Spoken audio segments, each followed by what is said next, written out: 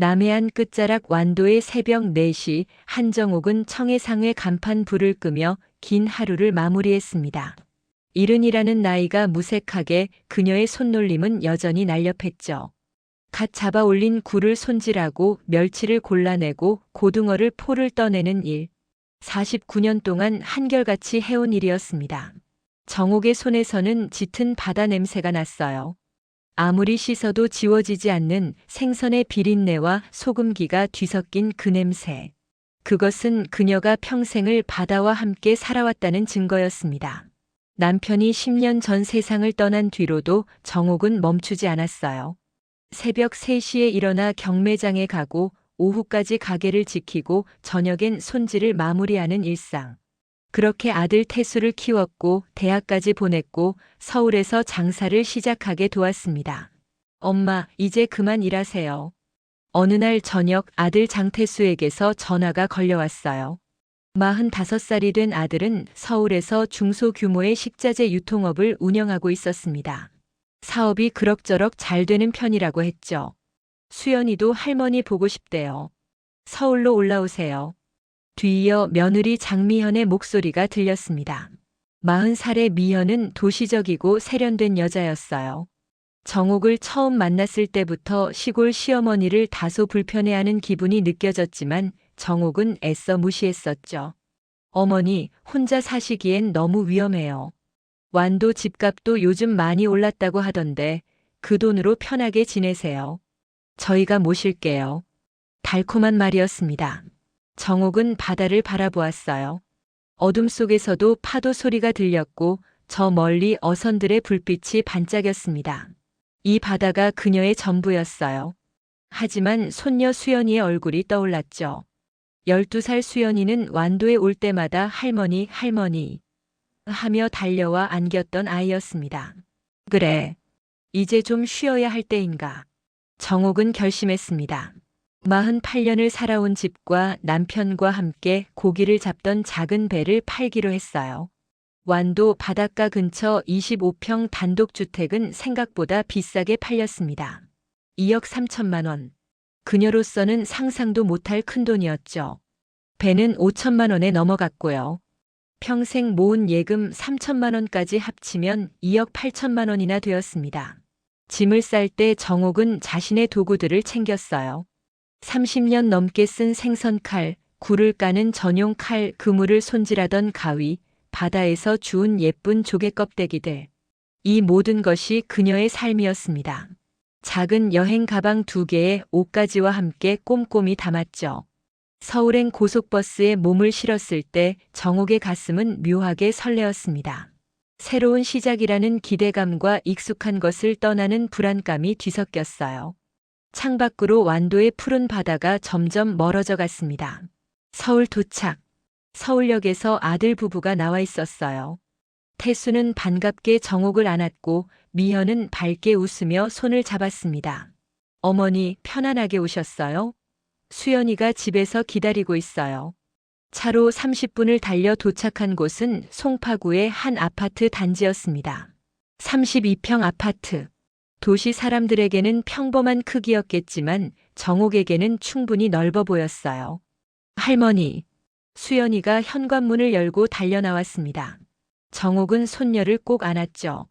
아이의 따뜻함이 가슴으로 전해졌어요. 하지만 집 안으로 들어서자마자 분위기가 달라졌습니다. 미현이 코를 찡그리더니 말했어요. 어머니, 옷에서 냄새가 좀 나네요. 빨래부터 하는 게 좋겠어요. 정옥은 당황했습니다. 오기 전에 깨끗이 씻고 새 옷을 입었는데 말이죠. 하지만 미현은 이미 가방을 열어 옷가지들을 꺼내고 있었어요. 이것도 다 빨아야겠네요. 바다 냄새가 배어 있어요. 그리고 정옥이 가져온 칼들을 발견했습니다. 어머니, 이건 왜 가져오셨어요? 위험하잖아요. 수연이가 다칠 수도 있고. 그건 내가 평생 쓰던 거라서. 서울에서는 안 어울려요. 이런 건 버려야죠. 미현은 조개 껍데기들도 꺼내 들었습니다. 이것도 버릴게요. 집이 좁은데 이런 거 놔둘 데가 없어요. 정옥의 가슴이 철렁 내려앉았습니다. 그것들은 단순한 물건이 아니었어요. 그녀의 삶, 그녀의 기억, 그녀의 존재 자체였죠. 하지만 며느리 집에 얹혀 사는 처지에 뭐라 말할 수 없었습니다. 그날 밤 정옥은 작은 안방에 누워 천장을 바라봤어요. 완도에서는 파도 소리가 자장가였는데 여기서는 차 소리와 이웃집 발소리만 들렸습니다. 바다 냄새가 싫다던 며느리의 말이 머릿속을 맴돌았죠. 며칠이 지나자 미현의 태도는 더욱 노골적으로 변했습니다. 정옥이 부엌에서 요리를 하려 하면 어머니, 저희가 할게요라며 막았고 청소를 하려 해도 괜찮아요. 제 방식이 있어요. 라고 했어요. 정옥은 점점 집안에서 할 일이 없어졌습니다. 어느 날 저녁 태수가 조심스럽게 말을 꺼냈어요. 엄마, 저희 사업 확장하려고 하는데 자금이 좀 필요해요. 얼마나? 1억 원 정도요.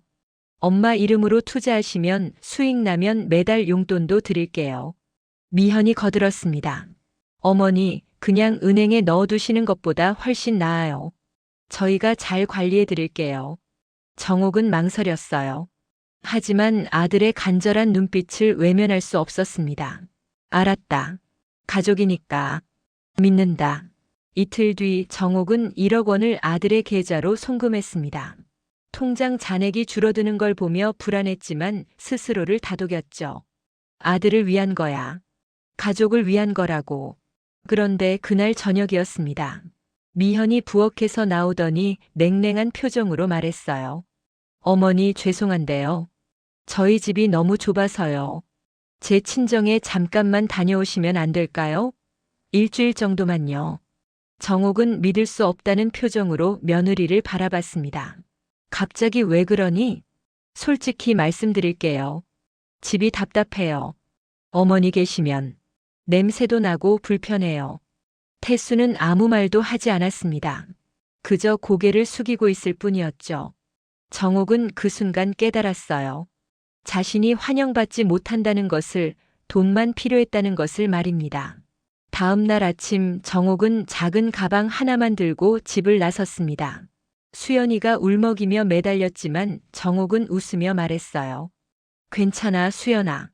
할머니는 괜찮단다. 하지만 괜찮지 않았습니다. 70살의 노인이 갈 곳이 어디 있겠어요? 정옥은 노량진 수산시장 근처 벤치에 앉아 멍하니 하늘을 바라봤습니다. 가방 속에는 며느리가 버리려던 생선칼 하나와 옷가지 몇 벌뿐이었죠. 밤이 깊어졌습니다. 시장 뒷골목은 어둡고 을씨년스러웠어요. 정옥은 골판지 상자를 깔고 그 위에 앉았습니다. 추웠어요. 완도의 바다가 그리웠고 남편의 얼굴이 떠올랐고 무엇보다 자신이 쓸모없는 존재가 되었다는 생각에 눈물이 났습니다. 이 냄새가 그렇게 싫었구나. 정옥은 자신의 손을 바라봤어요. 주름지고 거친 손. 평생 가족을 먹여 살린 손. 하지만 이제는 더럽다고 외면당하는 손이었습니다. 새벽 추위가 뼛속까지 파고들었습니다. 정옥은 골판지 상자에 몸을 웅크린 채 잠을 청했지만 잠이 올 리 없었어요. 노량진 수산시장 뒷골목은 생각보다 시끄러웠습니다. 새벽 2시부터 경매 준비를 하는 상인들의 발소리, 트럭 소리, 물건을 쏟아내는 소리가 끊이질 않았죠. 정옥은 벌떡 일어났습니다. 이대로 있을 수는 없었어요. 몸을 움직이면 덜 춥고 무엇보다 생각을 멈출 수 있을 것 같았습니다. 시장 안으로 들어갔어요. 익숙한 냄새가 코를 찔렀습니다. 생선 비린내, 소금기, 바다 냄새. 완도에서 맡던 그 냄새였죠. 아줌마, 거기 서 있지 말고 비켜요. 굴을 나르던 한 상인이 소리쳤습니다. 정옥은 황급히 비켰어요. 그리고 그 굴을 보는 순간 가슴이 뭉클해졌습니다. 완도에서 매일 손질하던 굴이었어요. 크기를 보니 통영산인 것 같았죠. 저기, 혹시 사람 구하세요? 정옥이 조심스럽게 물었습니다. 상인은 정옥을 위아래로 훑어보더니 고개를 저었어요. 나이 드신 분은 안 돼요. 힘든 일이라. 저 굴 손질 50년 했습니다. 할 수 있어요. 됐어요. 젊은 사람도 많은데. 퉁명스러운 거절이었습니다. 정옥은 한숨을 쉬며 시장을 걸었어요. 여기저기 알바 구인 종이가 붙어 있었지만 나이 제한이 대부분 50대까지였습니다. 이른 살을 받아줄 곳은 없었죠. 해가 떴습니다. 정옥은 시장 근처 공중 화장실에서 얼굴을 씻고 나왔어요. 거울을 보니 초라한 노인이 서 있었습니다. 언제부터 이렇게 늙었을까요? 완도에서는 느끼지 못했던 나이가 서울에서는 뼈저리게 느껴졌어요. 할머니 괜찮으세요? 뒤에서 낯선 목소리가 들렸습니다. 정옥이 돌아보니 30대 초반으로 보이는 젊은 남자가 걱정스러운 표정으로 서 있었어요. 깔끔한 앞치마를 두르고 있는 걸 보니 식당 사람인 것 같았습니다. 네, 괜찮아요. 어젯밤부터 여기 계신 것 같던데 혹시 주무실 곳이 없으세요? 정옥은 대답할 수 없었습니다. 자존심이 상했지만 거짓말을 할 수도 없었죠. 남자는 잠시 정옥을 바라보다가 조심스럽게 물었어요. 혹시 한정옥 어머니 맞으세요? 정옥은 깜짝 놀라 남자를 쳐다봤습니다. 어떻게 자기 이름을 알까요? 어떻게? 15년 전이에요. 완도에서 태풍 올 때 바다에 빠진 저를 구해주셨잖아요. 저 배지호예요. 정옥의 기억 속에서 희미하게 떠올랐습니다. 그래, 그때 그 아이. 여름 태풍이 몰아치던 날 방파제 근처에서 놀다가 파도에 휩쓸린 17살 고등학생. 정옥이 밧줄을 던져 구조했었죠. 그 아이가 이렇게 훌쩍 커서 서울에 있었다니요. 내가 그 아이였니? 네. 저 그 후로 어머니 찾아뵙고 싶었는데 연락처를 몰라서요. 근데 여기서 이렇게 뵙다니. 도대체 무슨 일이세요? 정옥은 입을 열 수 없었습니다. 며느리에게 쫓겨났다는 말을 어떻게 하겠어요? 하지만 지호는 정옥의 표정만으로도 상황을 짐작한 듯 했습니다. 일단 제 가게로 가시죠. 따뜻한 거라도 드셔야 해요. 지호가 데려간 곳은 노량진 시장 초입의 작은 식당이었습니다.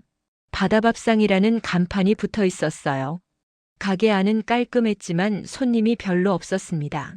지호는 정옥을 안쪽 자리에 앉히고 따뜻한 굴국밥을 내왔어요. 드세요. 제가 끓인 건데 솔직히 자신은 없어요. 정옥이 한 숟가락 떠서 입에 넣었습니다. 비린내가 났어요. 굴이 신선하지 않거나 손질이 잘못된 것 같았죠. 하지만 정옥은 아무 말 없이 다 먹었습니다. 따뜻한 것을 먹으니 몸이 조금 풀렸어요. 지호가 조심스럽게 물었습니다. 어머니, 무슨 일이 있으신 거예요? 완도에는 왜 안 계세요? 정옥은 한참을 망설이다가 조금씩 이야기를 꺼냈어요. 아들의 전화, 서울행, 며느리의 거부, 1억 원의 투자, 그리고 쫓겨난 이야기까지. 말을 하다 보니 눈물이 났습니다. 참으려 했지만 멈출 수가 없었죠. 지호는 분노한 표정으로 주먹을 쥐었습니다. 그게 말이 돼요? 어머니 돈까지 받아놓고 쫓아내다니. 괜찮아. 내가 냄새가 나서 그런 거야. 며느리 말이 틀린 건 아니지. 무슨 말씀을 그렇게 하세요? 바다 냄새가 나면 어때요? 그게 어머니가 평생 일하신 증거잖아요. 지호는 단호하게 말했습니다. 어머니, 여기서 지내세요. 제 가게 2층에 작은 방이 있어요. 원래 창고로 쓰던 건데 청소하면 충분히 지낼 수 있어요. 그럴 순 없지. 너한테 폐를 끼칠 순. 폐가 아니에요. 15년 전 제 목숨을 구해주신 은혜를 갚을 기회예요. 그리고 지호가 난처한 표정을 지었습니다. 솔직히 말씀드리면 제 가게가 요즘 장사가 안 돼요. 굴국밥이 주 메뉴인데 손님들이 비린내가 난다고 별로 안 좋아하세요. 어머니께서 도와주시면 정말 큰 도움이 될 것 같아요. 정옥은 지호의 진심 어린 눈빛을 보았습니다. 저 아이는 진심이었어요. 그리고 자신이 아직 쓸모있는 존재일 수 있다는 생각에 가슴이 뛰었죠. 그럼 잠깐만 신세지 마. 천만에요. 오히려 감사하죠. 2층 방은 작았지만 깨끗했습니다. 지호가 서둘러 청소를 하고 이불을 깔아주었어요. 정옥은 오랜만에 제대로 된 잠자리에 누웠습니다. 창문 너머로 시장의 소음이 들렸지만 이상하게 마음이 편했어요. 다음 날부터 정옥은 일을 시작했습니다. 새벽 4시 지호보다 먼저 일어나 시장으로 향했어요. 경매장에서 가장 신선한 굴을 골라냈습니다. 크기, 색깔, 무게를 손으로 느껴보며 하나하나 확인했죠. 50년의 경험이 손끝에 남아 있었습니다. 가게로 돌아와 굴을 손질하기 시작했어요. 지호가 놀란 표정으로 지켜봤습니다. 어머니, 진짜 빠르시네요. 굴은 온도가 중요해. 너무 차가워도 죽고 따뜻해도 상해. 아이 체온이랑 비슷해야 해. 정옥은 대야에 미지근한 물을 받아 굴을 담갔습니다. 그리고 전용 칼로 껍데기를 조심스럽게 벌려 속살을 꺼냈어요. 일반 칼을 쓰면 살이 터지거나 불순물이 들어가기 쉽죠. 모래나 이물질이 조금만 있어도 비린내가 나. 이렇게 흐르는 물에 한 번 더 헹궈야 해. 정옥이 손질한 굴은 투명하고 깨끗했습니다. 지호가 감탄했어요. 와, 이렇게 다른 거예요? 제가 손질한 거랑 완전히 다르네요. 국물도 중요해. 멸치와 다시마로 육수를 내되 끓이는 시간을 잘 맞춰야 해. 너무 오래 끓이면 텁텁하고 짧으면 맛이 안 나지. 정옥은 지호에게 하나하나 가르쳐 줬습니다.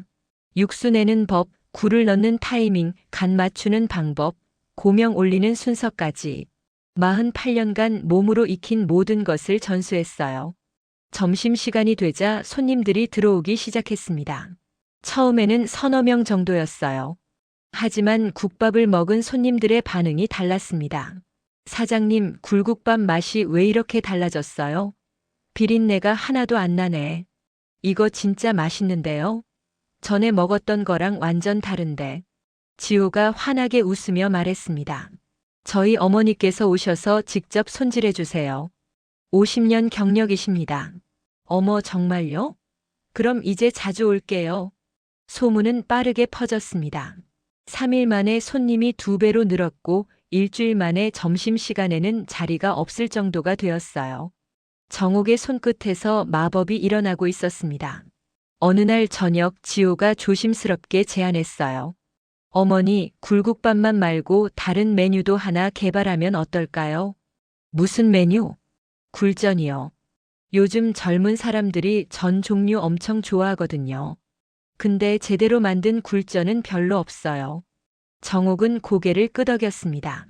굴전이라면 자신 있었어요. 완도에서 수없이 만들어봤던 메뉴였죠. 좋아. 한번 만들어 볼까? 다음 날 정옥은 재료를 준비했습니다. 신선한 굴, 찹쌀가루와 밀가루를 3대 7 비율로 섞고 계란, 부추, 청양고추를 다졌어요. 반죽의 농도가 중요했습니다. 너무 되면 질기고 묽으면 흐트러지죠. 불 조절이 제일 중요해. 처음에는 센 불로 겉을 익히고 중불로 낮춰서 속까지 익혀야 해. 그래야 바삭하면서도 촉촉해. 정옥이 팬에 기름을 두르고 반죽을 부었습니다.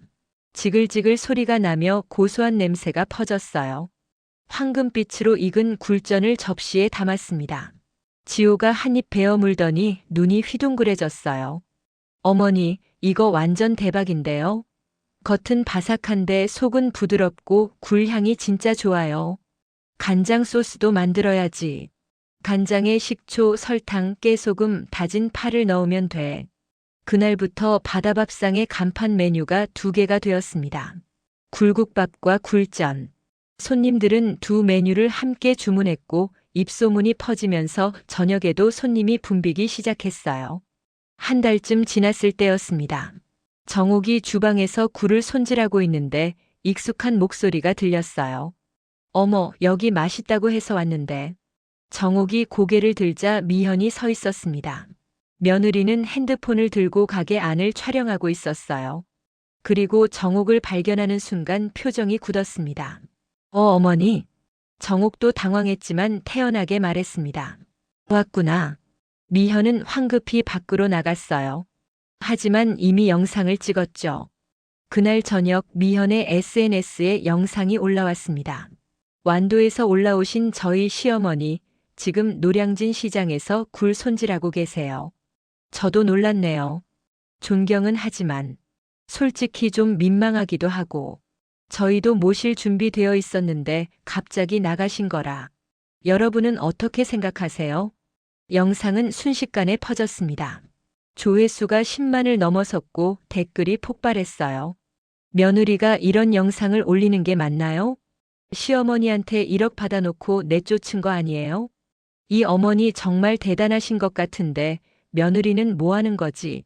저 가게 어디예요? 가서 응원하고 싶어요. 반응은 예상과 정반대였습니다. 사람들은 며느리를 비난했고 정옥을 응원했어요. 다음 날부터 가게 앞에 줄이 섰습니다. 사람들이 정옥을 보러 온 거죠. 어머니 힘내세요. 정말 존경스러워요. 저희 어머니 같으세요. 굴전 정말 맛있어요. 응원합니다. 정옥은 손님들의 따뜻한 말에 눈시울이 붉어졌습니다. 자신이 쓸모없다고 생각했는데 이렇게 많은 사람이 응원해주다니요. 바다 냄새가 싫다던 며느리의 말이 이제는 우스워 보였어요. 이 냄새가 사람들을 웃게 하고 배부르게 하고 행복하게 만들고 있었으니까요. 가게의 인기는 상상 이상이었습니다.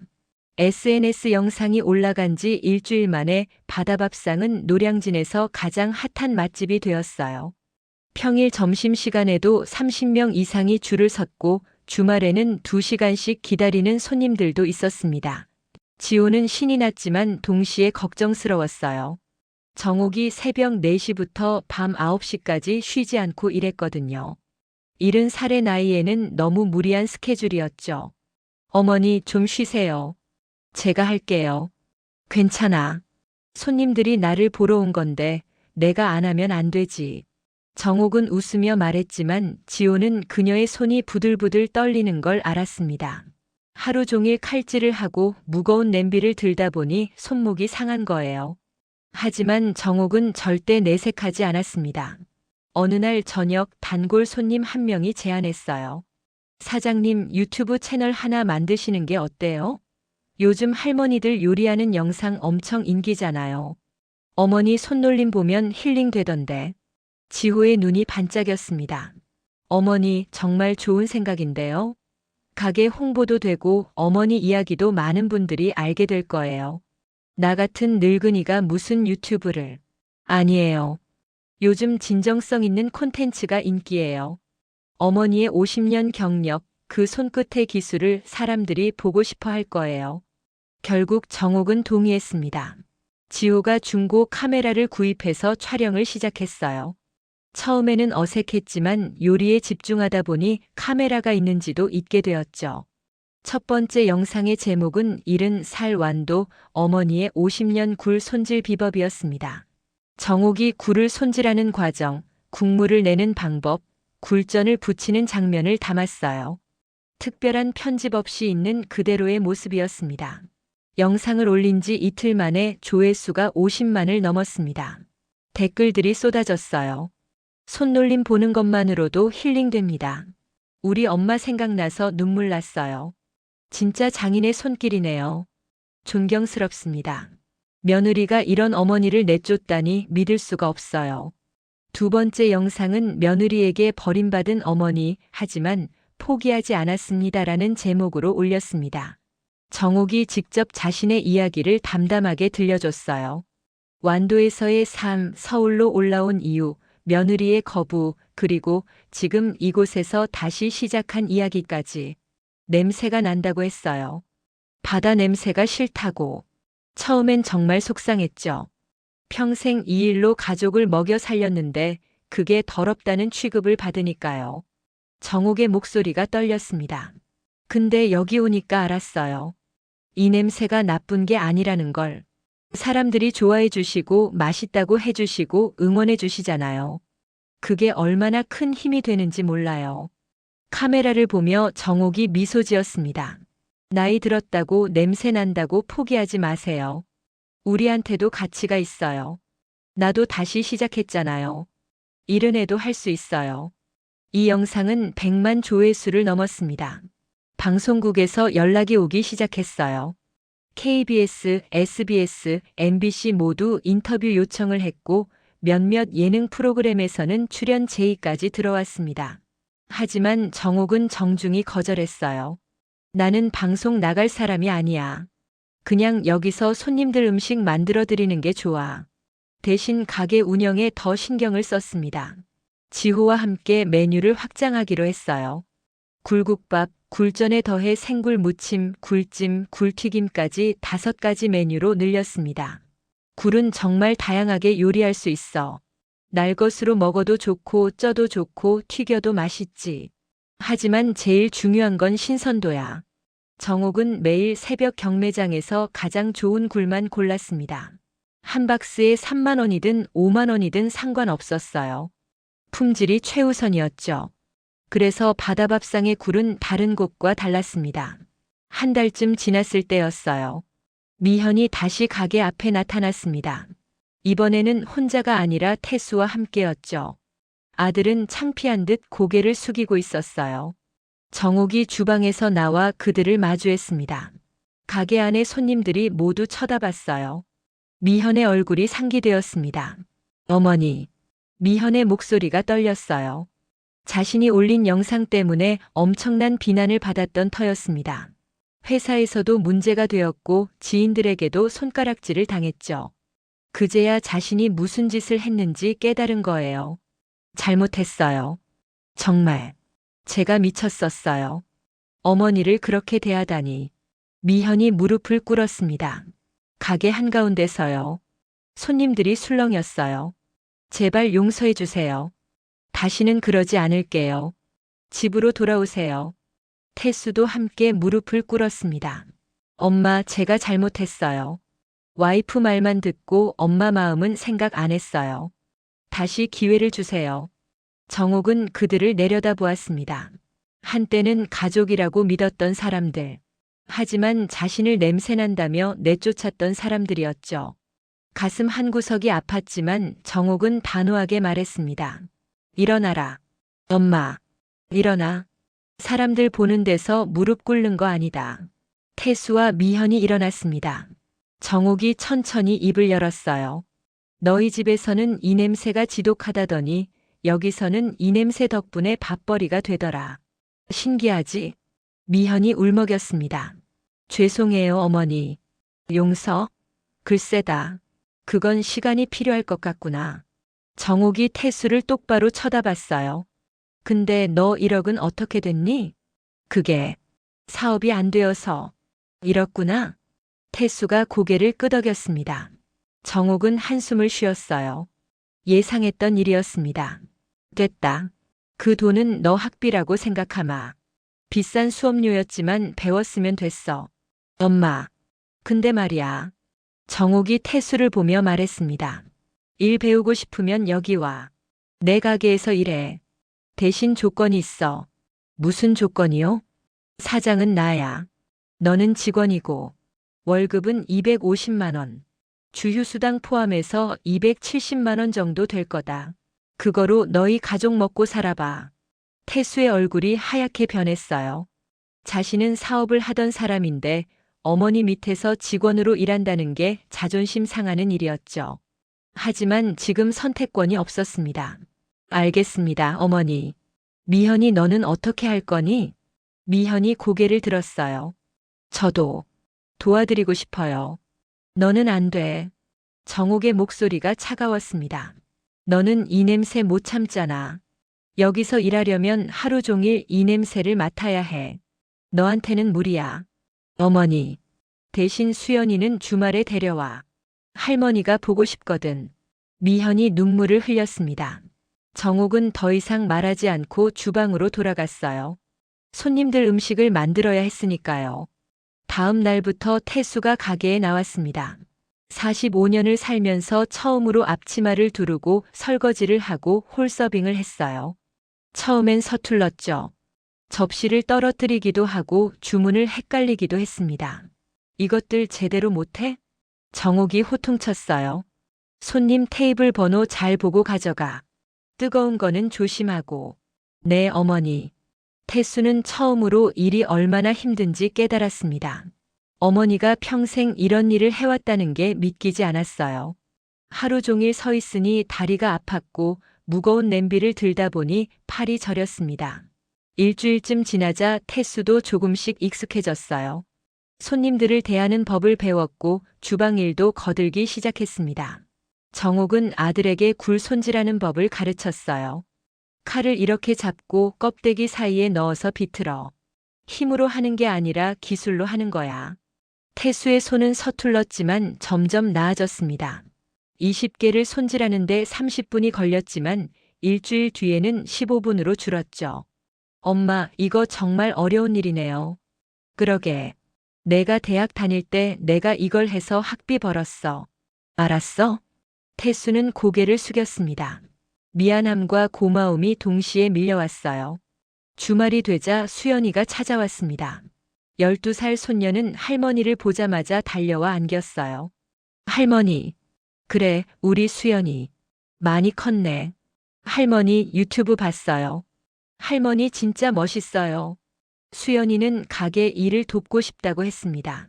정옥은 웃으며 손녀에게 간단한 일을 시켰어요. 물컵 나르기, 휴지 채우기, 테이블 닦기. 수연이는 신이 나서 일했습니다. 손님들이 수연이를 보며 미소 지었어요. 할머니 손녀예요? 예쁘네요. 네, 우리 손녀입니다. 정옥의 얼굴에 행복이 번졌습니다. 가족이 다시 모였어요. 비록 예전과는 다른 모습이었지만 이게 더 건강한 관계라는 걸 정옥은 알았습니다. 그날 저녁 가게 문을 닫고 4명이 테이블에 둘러앉았어요.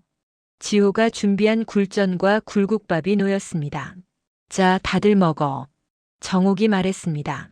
태수가 조심스럽게 입을 열었어요. 엄마 정말 미안해요. 그리고 고마워요. 뭐가 고마워? 다시 기회를 주셔서요. 그리고 이 일이 얼마나 힘든지 가르쳐 주셔서요. 정옥은 아들을 바라봤습니다. 45년을 살면서 처음으로 진심으로 사과하는 아들의 모습이었어요. 너도 이제 알았지? 세상에 쉬운 일은 없어. 돈 버는 게 얼마나 힘든지. 네, 뼈저리게 느꼈어요. 그럼 됐다. 앞으로 열심히 해. 수연이가 굴전을 한 입 베어 물며 말했어요. 할머니, 이거 세상에서 제일 맛있어요. 그래? 그럼 수연이 오면 맨날 해줄게. 가족들이 웃었습니다. 창밖으로 노량진 시장의 불빛이 보였어요. 저기 어딘가에 완도의 바다가 있고 정옥의 과거가 있었습니다. 하지만 지금 여기 이 순간이 더 소중했어요. 바다는 이제 멀리 있지만 정옥의 손끝에서 여전히 살아 숨쉬고 있었습니다. 계절이 바뀌어 가을이 찾아왔습니다. 바다밥상이 문을 연 지 벌써 5달이 지났어요. 가게는 이제 노량진을 넘어 서울 전역에서 소문난 맛집이 되었습니다. 유튜브 채널 구독자는 20만 명을 넘었고 매일 전국 각지에서 손님들이 찾아왔죠. 정옥은 여전히 새벽 4시에 일어났습니다. 나이가 들수록 잠이 없어지는 건지 아니면 일이 몸에 배어서인지 알 수 없었어요. 경매장으로 향하는 길 찬 가을바람이 뺨을 스쳤습니다. 완도의 바닷바람과는 달랐지만 이제는 이것도 익숙해졌죠. 정옥 어머니, 오늘도 일찍 나오셨네요. 경매장 사람들이 반갑게 인사했습니다. 이제는 모두가 정옥을 알았어요. 바다밥상의 정옥 할머니, 유튜브 스타, 70살의 인생 역전을 이룬 전설 같은 사람. 오늘 굴 상태 어때요? 통영에서 온 거 신선해요. 근데 값이 좀 올랐어요. 한 박스에 6만 원. 괜찮아요. 품질이 좋으면 값은 상관없어. 정옥은 직접 굴을 확인하고 10박스를 샀습니다. 예전 같으면 상상도 못할 금액이었지만 지금은 달랐어요. 가게 매출이 하루 평균 250만 원이 넘었으니까요. 가게로 돌아오니 태수가 이미 나와서 청소를 하고 있었습니다. 아들은 3달 동안 많이 변했어요. 처음 왔을 때는 투덜대고 서툴렀지만 이제는 제법 능숙하게 일했습니다. 살도 5kg쯤 빠졌는데 오히려 건강해 보였죠. 엄마, 오늘 예약이 25팀이나 들어왔어요. 그래? 오늘 바쁘겠네. 제가 홀은 다 맡을게요. 엄마는 주방만 신경 쓰세요. 태수가 자신 있게 말했습니다. 예전에 거만한 모습은 온데간데 없고 이제는 진짜 식당 직원 같았어요. 정옥은 흐뭇하게 웃었습니다. 지호도 새벽부터 부산하게 움직였어요. 32의 청년은 이제 정옥에게 아들 같은 존재였습니다. 15년 전 바다에서 구해준 인연이 이렇게 깊어질 줄 누가 알았겠어요? 어머니, 오늘 방송국에서 또 연락 왔어요. 이번에는 ABC 다큐멘터리 팀인데 어머니 인생 이야기를 1시간짜리 프로그램으로 만들고 싶대요. 또, 저번에도 거절했잖아. 이번에는 좀 다른 것 같아요. 완도 가서 어머니가 살던 집도 촬영하고 바다 이야기도 담고 싶대요. 제작비도 많이 잡았다고 하고요. 정옥은 잠시 생각했습니다. 완도. 떠나온 지 5달이 지났지만 여전히 그리운 곳이었어요. 바다 냄새, 갈매기 울음소리, 파도 소리. 모든 게 그리웠습니다. 그럼, 한번 해볼까? 정말요? 와, 어머니. 제가 바로 연락드릴게요. 일주일 뒤 촬영팀이 가게에 도착했습니다. PD와 작가, 카메라 감독, 조명 감독까지 6명이나 왔어요. 첫 촬영은 가게에서 정옥이 일하는 모습을 담는 것이었습니다. 자연스럽게 하세요. 평소처럼 일하시는 모습만 찍으면 돼요. PD가 친절하게 말했습니다. 정옥은 평소대로 굴을 손질하고 국물을 끓이고 굴전을 붙였어요. 카메라는 그녀의 손끝을 클로즈업으로 담았습니다. 주름지고 거칠지만 놀라울 정도로 정교하게 움직이는 손. 정옥 어머니, 이 일을 몇 년이나 하신 거예요? 50년쯤 됐지. 19살 때 시작했으니까. 와, 50년이요. 그럼 이 일이 힘들지 않으세요? 힘들지. 근데 좋아. 사람들이 맛있다고 하면 힘든 거 잊어버려. 다음 날 촬영팀과 함께 완도로 향했습니다. 태수와 지호 그리고 수연이도 함께 했어요. 5시간을 달려 도착한 완도는 여전히 아름다웠습니다. 푸른 바다, 하얀 등대, 갈매기들. 정옥이 살던 집은 이미 새 주인에게 넘어간 상태였지만 촬영 허락을 받았어요. 집 앞에 섰을 때 정옥의 눈시울이 붉어졌습니다. 여기서 49년을 살았어. 남편이랑 여기서 신혼살림 차렸고 아들 낳았고 남편 떠나보냈지. 카메라가 정옥의 얼굴을 담았습니다. 눈물이 한 방울 떨어졌어요. 후회돼요? 이 집을 팔고 서울로 간 게? 작가가 조심스럽게 물었습니다. 정옥은 고개를 저었어요. 아니, 후회 안 해. 그 일이 없었으면 지금의 나도 없잖아. 인생은 참 묘해. 제일 힘들 때가 사실은 새로운 시작이더라고. 바닷가로 이동했습니다. 정옥은 신발을 벗고 백사장을 걸었어요. 파도가 발목을 적셨습니다. 짭짤한 바다 냄새가 코끝을 자극했죠. 이 냄새. 참 좋다. 며느리분이 이 냄새가 싫다고 하셨죠? 그랬지. 처음엔 정말 속상했어. 근데 지금 생각하면 그 사람도 이해가 돼. 도시에서 살던 사람이 갑자기 이 냄새 맡으면 힘들 수도 있지. 다만, 정옥이 바다를 바라보며 말했습니다. 그 방식이 잘못됐어. 사람을 상처 주는 방식으로 말하면 안 되는 거야. 특히 가족한테는. 촬영은 이틀 동안 계속되었습니다.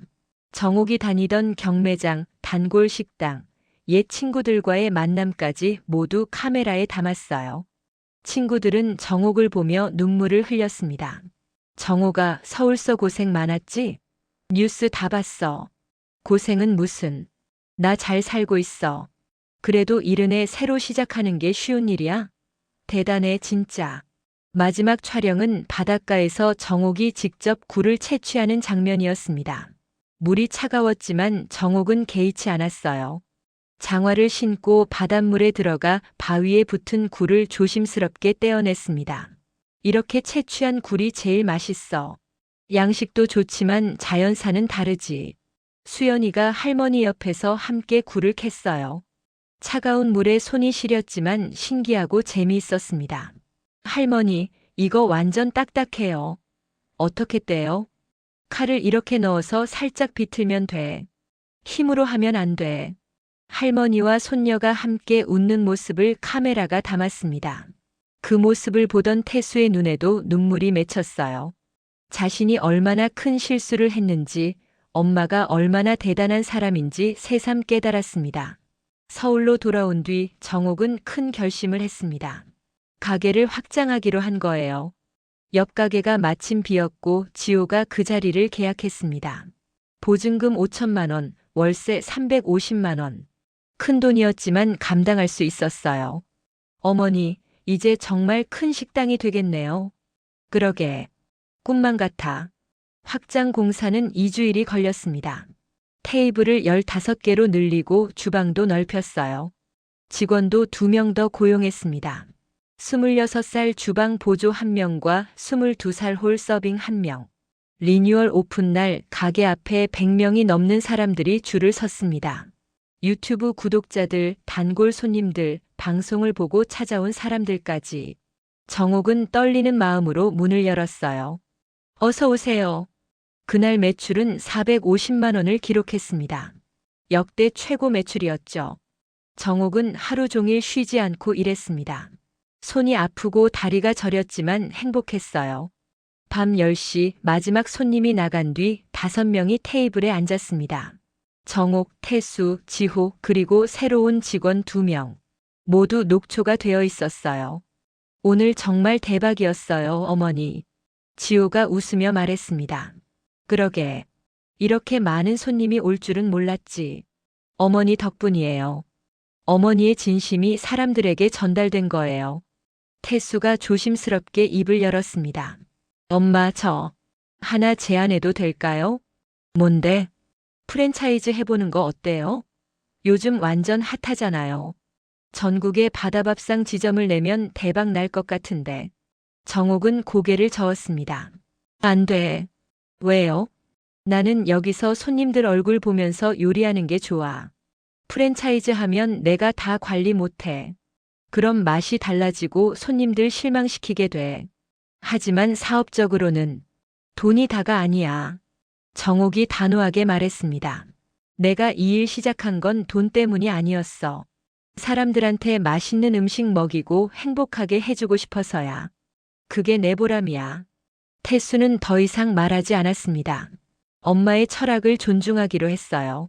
한 달 뒤 ABC 다큐멘터리 이른의 항해, 한정옥의 바다가 방송되었습니다. 시청률은 12%를 기록했어요. 다큐멘터리로는 이례적으로 높은 수치였죠. 방송 후 반응은 폭발적이었습니다. 포털 사이트 실시간 검색어 1위, SNS에서는 정옥의 명언들이 공유되었어요. 나이는 숫자일 뿐이다. 중요한 건 포기하지 않는 마음. 냄새가 난다고. 그게 바로 내 인생의 향기다. 가족은 피가 아니라 마음으로 만들어지는 것. 출판사에서 연락이 왔습니다. 정옥의 인생 이야기를 책으로 내고 싶다고 했어요. 요리책과 자서전을 합친 형식으로요. 정옥은 고민 끝에 동의했습니다. 내 이야기가 누군가에게 힘이 될 수 있다면 해볼게요. 책 작업은 석 달이 걸렸습니다. 작가가 와서 정옥의 이야기를 듣고 사진작가가 요리 과정을 촬영했어요. 책 제목은 바다의 손끝으로 정해졌습니다. 겨울이 왔습니다. 정옥의 71번째 생일이 다가왔어요. 가게에서 조촐한 생일 파티를 열기로 했습니다. 태수와 미현, 수연이, 지호, 그리고 직원들이 모두 모였죠. 미현은 석 달 만에 처음 가게에 왔습니다. 정옥은 여전히 며느리를 완전히 용서하지 못했지만 수연이를 위해서라도 관계를 개선하려 노력했어요. 어머니 생신 축하드려요. 미현이 조심스럽게 케이크를 내밀었습니다. 수제 케이크였어요. 직접 만든 게 분명했죠. 내가 만들었니? 네. 베이킹 배우고 있어요. 어머니 좋아하실까 해서. 정옥은 미현을 똑바로 바라봤습니다. 며느리의 눈에 진심이 보였어요. 고맙다. 짧은 한마디였지만 그 안에 많은 의미가 담겨 있었습니다. 미현은 눈물을 글썽였어요. 촛불을 끄고 케이크를 나눠 먹었습니다. 지호가 깜짝 선물을 꺼냈어요. 작은 상자였는데 열어보니 열쇠가 들어 있었습니다. 이게 뭐니? 어머니, 이 건물이요. 제가 샀어요. 뭐? 정옥은 믿을 수 없다는 표정을 지었습니다. 이 건물은 4억 원이 넘는 가격이었어요. 어머니가 오셔서 가게가 대박 났잖아요. 그 돈으로 대출받아서 샀어요. 이제 월세 안 내도 돼요. 그리고 2층 전체를 어머니 집으로 만들었어요. 지호야, 15년 전 제 목숨을 구해주신 은혜, 이제 조금은 갚는 것 같아요. 정옥은 지호를 꼭 안았습니다. 눈물이 멈추지 않았어요. 기쁨의 눈물, 감사의 눈물, 그리고 무엇보다 사랑의 눈물이었습니다. 2층으로 올라가 보니 새로 리모델링한 공간이 나왔어요. 거실, 주방, 침실, 화장실까지 깔끔하게 꾸며져 있었습니다. 창문 너머로 노량진 시장의 풍경이 보였죠. 이제 여기가 어머니 집이에요. 고맙다 정말. 그날 밤 정옥은 새집 창가에 앉아 바깥을 바라봤습니다. 시장의 불빛이 반짝이고 멀리서 차 소리가 들렸어요. 완도의 바다는 아니지만 이곳도 이제 집 같았습니다. 핸드폰을 꺼내 완도 바다 사진을 봤어요. 그리운 곳이지만 돌아가고 싶지는 않았습니다. 지금 여기가 더 좋았으니까요. 새해가 밝았습니다. 정옥의 책 바다의 손끝이 출간되었고 베스트셀러 1위에 올랐어요. 서점마다 정옥의 사진이 걸렸고 사인회에는 500명이 넘는 사람들이 몰려들었습니다. 어머니, 저도 다시 시작할 수 있을까요? 저는 56인데. 당연하죠. 나는 70에 시작했어요. 늦은 나이는 없어요. 어머니 책 읽고 용기 얻었어요. 저도 포기하지 않을게요. 사람들의 이야기를 들으며 정옥은 깨달았습니다. 자신의 이야기가 단순히 한 사람의 성공담이 아니라는 걸요. 포기하지 않는 모든 사람들에게 희망이 되고 있다는 걸. 어느 봄날 가게에 특별한 손님이 찾아왔습니다. 정장을 입은 남자가 명함을 내밀었어요. 대기업 식품회사 이사였습니다. 한정옥 어머니, 저희와 협업하시면 어떨까요? 어머니의 레시피로 가정 간편식을 만들고 싶습니다. 가정 간편식이요? 네. 어머니의 굴국밥, 굴전을 누구나 집에서 쉽게 먹을 수 있게요. 로열티는 매출의 10%를 드리겠습니다. 정옥은 잠시 고민했습니다. 그리고 고개를 저었어요. 죄송하지만 진행하지 않겠습니다. 왜요? 엄청난 수익이 될 텐데요. 내 음식은 내 손으로 만드는 게 의미가 있어요. 공장에서 만들면 그건 내 음식이 아니에요. 남자는 아쉬워하며 돌아갔습니다. 태수가 물었어요. 엄마 아까운데요. 엄청난 기회였잖아요. 돈이 다가 아니라니까.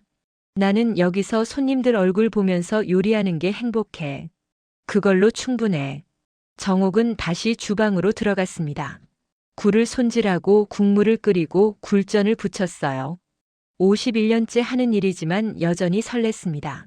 손님 한 명 한 명에게 음식을 내며 정옥은 생각했어요. 이게 내 인생이구나. 이게 내가 원하던 거였어. 저녁이 되어 가게 문을 닫았습니다. 정옥은 2층 집으로 올라가 창가에 앉았어요. 노을이 지는 하늘을 바라보며 혼잣말을 했습니다. 여보, 나 잘하고 있지? 우리 힘들었지만 행복했잖아. 지금도 그래. 힘들지만 행복해. 바람이 불어왔습니다. 어쩌면 남편의 대답인지도 몰랐어요. 정옥의 손을 바라봤습니다. 이른한 살에 주름진 손. 평생 바다와 함께했고 가족을 먹여 살렸고 때로는 버림받았지만 결국 다시 일어선 손. 이 손이 자랑스러웠습니다. 며느리는 이 손에서 나는 냄새가 싫다고 했죠. 하지만 정옥은 이제 알았어요. 이 냄새가 바로 자신의 인생이라는 걸. 바다의 냄새, 노력의 냄새, 사랑의 냄새. 나는 포기하지 않았어. 이른 해도 다시 시작했어. 그리고 이겼어. 정옥은 미소 지었습니다. 내일도 새벽 4시에 일어나 경매장에 갈 거예요. 신선한 굴을 고르고 가게로 돌아와 손질하고 손님들에게 맛있는 음식을 만들어줄 겁니다. 바다는 멀리 있지만 정옥의 손끝에서 여전히 파도가 출렁이고 있었습니다. 그리고 그 파도는 수많은 사람들에게 희망의 물결이 되어 퍼져나가고 있었어요.